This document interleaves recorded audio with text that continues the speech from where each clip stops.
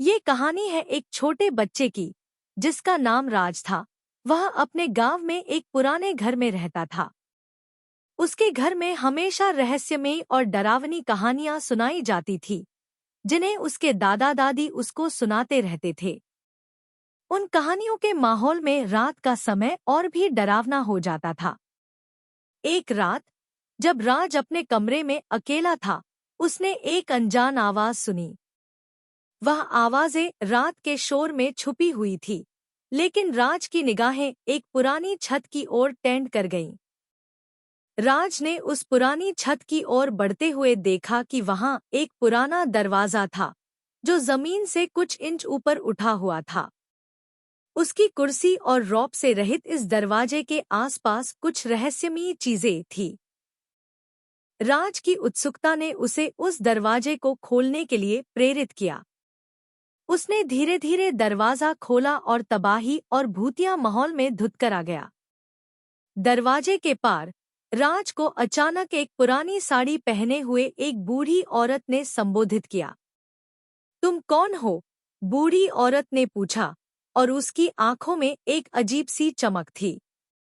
राज ने गांव की पुरानी भूतिया कहानियों की दुनिया में कदम रखा था। वहां उसने उस बूढ़ी औरत से और कहानियों से जुड़ी अनगिनत राजों का पता किया।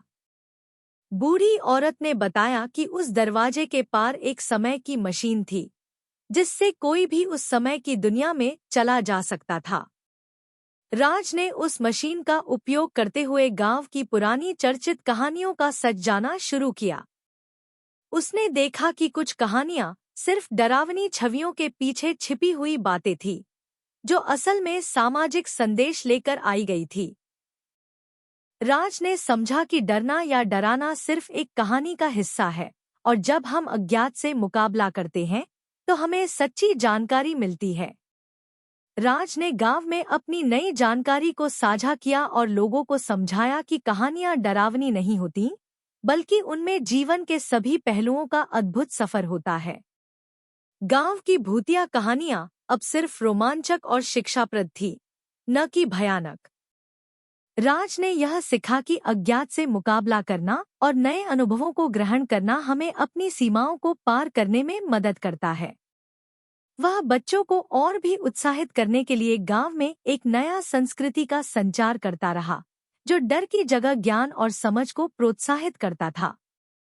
इस प्रकार राज ने गांव की भूतिया कहानियों को एक नए दृष्टिकोण से देखने का संदेश दिया और उसने एक साहसी और जागरूक समाज की नींव रखी।